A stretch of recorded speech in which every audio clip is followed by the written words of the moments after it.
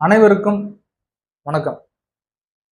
சிலர் மீளா காதல், காதல் வலையில் நான் இந்த லவ் அப்படின்ற விஷயத்துல இருந்து வெளியிலே வர முடியல சார் அப்படின்லாம் சொல்லுவாங்க இல்லையா?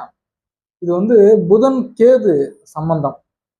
இதுல பாத்தீங்கன்னா, புதனுக்கு திரிகோணங்கள்ல கேது இருந்தாலும், அதாவது புதன் இருக்கிற வீட்ல இருந்து 1, 5, 9 புதனுடன் கேது இருப்பது 5ஆம் இடத்தில் அல்லது 9ஆம் இடத்தில் கேது அமர்வது. இந்த அமைப்புகள்ல குறிப்பிட்ட லக்னத்திற்கு புதன் அஷ்டமாதிபதியாகவோ அல்லது 5ஆம் அதிபதியாக இருந்து 8ஆம் அதிபதி கூட சம்பந்தப்பட்டாலும், இது கும்ப லக்னத்துக்கு ரொம்ப ஏகமா பொருந்தும். கும்ப லக்னத்துக்கு 5க்கு அதிபதி 8ஆம் அதிபதியா வருவார். ஆனா இங்க ராஜயோகாதிபதின்றதுனால அங்க சுக்கிரன் சேர்க்கை அல்லது சனி சேர்க்கை புதனோட இருந்ததுன்னா இது விதிவிலக்கா இருக்கும். அல்லது தனித்த புதனாக இருந்து அந்த இடத்துல கேதுவோட அந்த புதன் சம்பந்தப்படுறார் அல்லது திரிகோணங்கள்ல இணையறார் அப்படின்னா அந்த இடத்துல அந்த லவ் அப்படின்ற ஒரு இம்பாக்ட் இருக்கும். மற்றபடி எடுத்துக்கிட்டோம் அப்படின்னு கேட்டீங்கன்னா வேற லக்னங்களுக்கு எந்த லக்னமாக இருந்தாலும், இதுல குறிப்பா நான் ஏன் கும்ப லக்னத்தை சொன்னேன்னா, சிலருக்கு டவுட் வந்துடும், இங்க அஷ்டமாதிபதியா இருந்தாலும் இங்க யோகாதிபதி இல்லையா அப்படின்னு.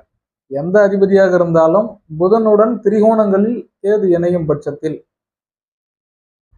புதனோட கேது இணையும் பட்சத்தில் குறிப்பிட்ட தசாபுக்தி நடைமுறைக்கு வந்துருச்சு அப்படின்னா அவங்க அந்த காதல் அப்படின்ற ஒரு மாயை அப்படின்றதுக்குள்ளார போயிடுவாங்க. அது எய்தர் பாசிட்டிவ் ஆர் நெகட்டிவ். லக்னத்துக்கு சாதகமா இருக்கும்போது அந்த பிளானட் புதன் கொஞ்சம் பாசிட்டிவா இருக்கும்.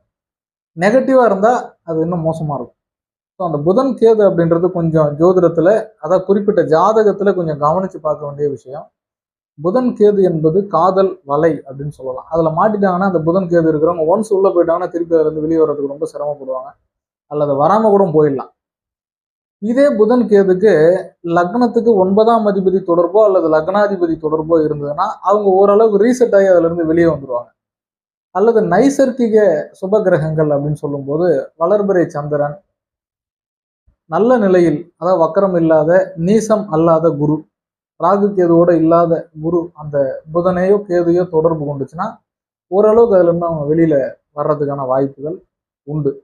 ஸோ இந்த மாதிரி பல்வேறு நிலைகள்ல இந்த புதன் கேது அந்த காதல் அப்படின்னு சொல்லக்கூடிய ஒரு நெகட்டிவான விஷயத்துக்கு, நெகட்டிவான காதல், காதல்னா நெகட்டிவ் கிடையாது, நெகட்டிவான காதலுக்குள்ளார அந்த புதன் கேது போகணும் அப்படின்னா நெகட்டிவான அமைப்புக்குள்ளார இருந்துச்சுன்னா அது ரொம்ப மோசமா இருக்கும்.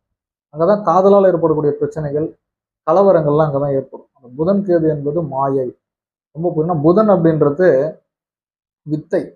எதுல கொண்டு போய் வித்தையை காட்டோம்னா கேது கூட போகும்போது பாத்தீங்கன்னா நெகட்டிவா அந்த மாதிரி காதல் தேவையில்லாத பிரச்சனைகளை கொண்டு மாட்டி விடும். ஸோ ஆய்வு பண்ணி பாருங்க, சரியா இருக்கும். நன்றி.